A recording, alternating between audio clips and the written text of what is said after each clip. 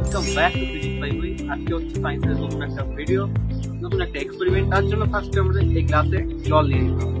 তো বেসিক্যালি জিনিসটা কি হচ্ছে যে একটা গ্লাসের মধ্যে জল নেওয়া হয়েছে, এই সেটআপটার উপর রেখেছি।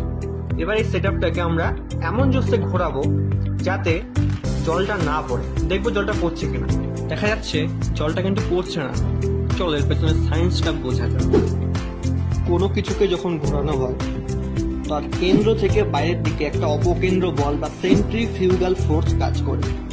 এবার ঠিক একই জিনিস এখানে কাজ করছে। যখন এটাকে ঘোরানো হচ্ছে গ্লাসের ওপর একটা সেন্ট্রিফিউগাল ফোর্স বা অপকেন্দ্র বল কাজ করছে।